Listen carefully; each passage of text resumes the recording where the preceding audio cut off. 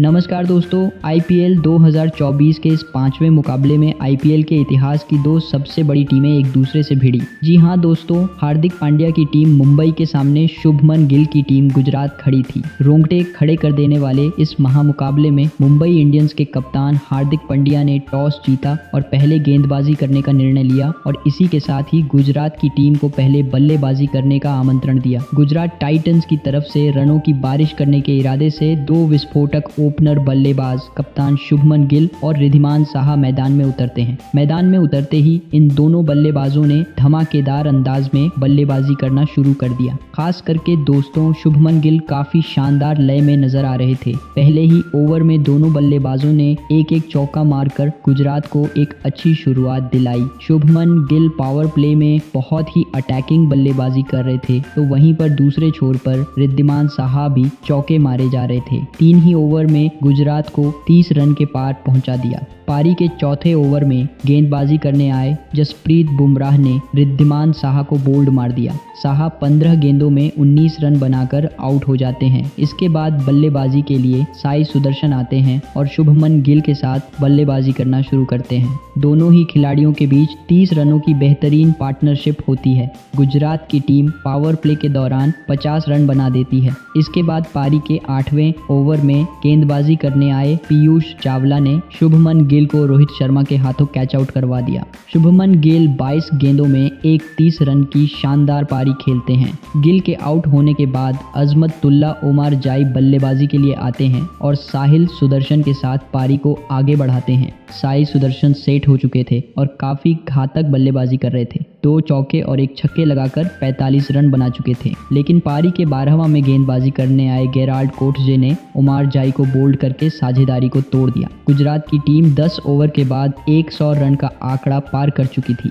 इसके बाद बल्लेबाजी के लिए डेविड मिलर आते हैं और साई सुदर्शन के साथ पारी आगे बढ़ाते हैं। मिलर और सुदर्शन के बीच 30 रनों की साझेदारी होती है। 15 ओवर की समाप्ति तक गुजरात की टीम 130 रन के स्कोर तक पहुंच चुकी थी। अब गुजरात को एक बेहतरीन फिनिश की जरूरत थी, लेकिन इसी बीच मिलर बुमराह के शिकार हो जाते हैं। मिलर 12 रन बनाकर आउट होते हैं। इसी ओवर की चौथी गेंद पर साई सुदर्शन भी आउट हो जाते हैं। बुमराह एक ही ओवर में 2 विकेट लेकर गुजरात को बैकफुट पर धकेल देते हैं।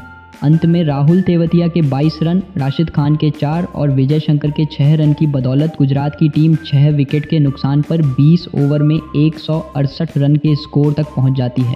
मुंबई इंडियंस को जीत के लिए 169 रनों की ज़रूरत थी।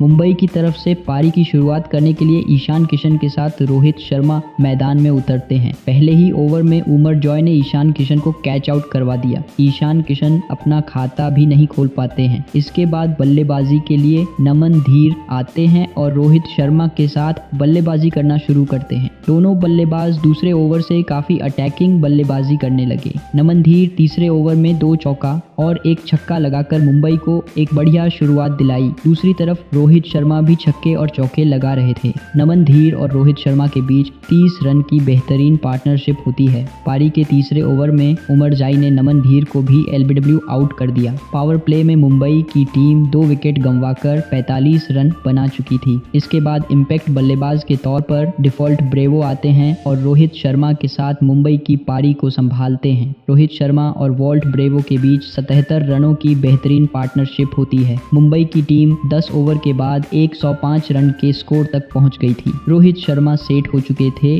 और धीरे धीरे अपने अर्धशतक के करीब पहुंच रहे थे। लेकिन इसी बीच पारी के 13वें ओवर में गेंदबाजी करने आए साई किशोर ने रोहित शर्मा को एलबीडब्ल्यू आउट कर दिया। रोहित शर्मा 29 गेंदों में 83 रन बनाकर आउट होते हैं। इसके बाद तिलक वर्मा बल्लेबाजी के लिए आते हैं और डिफॉल्ट ब्रेवो के साथ पारी को आगे बढ़ाते हैं। ब्रेवो पहले मुकाबले में काफी अटैकिंग बल्लेबाजी कर रहे थे। मुंबई को अपनी बल्लेबाजी से जीत के लगभग करीब पहुंचा दिया था। मुंबई को 30 गेंदों में 45 रनों की जरूरत थी, लेकिन इसी बीच पारी के 16वें ओवर में गेंदबाजी करने आए मोहित शर्मा ने डिफॉल्ट ब्रेवो को आउट कर दिया। ब्रेवो 38 गेंदों में 46 रन बनाकर आउट। हो जाते हैं मुंबई को। अभी भी 25 गेंदों में जीत के लिए 40 रनों की ज़रूरत थी। तिलक वर्मा और टिम डेविड शानदार बल्लेबाजी करके मुंबई को जीत के करीब धीरे धीरे पहुंचा रहे थे। 18वें ओवर की अंतिम गेंद पर मोहित शर्मा ने डेविड का विकेट लेकर मुंबई को मैच में फंसा दिया। मुंबई को 12 गेंदों में जीत के लिए 27 रनों की ज़रूरत थी।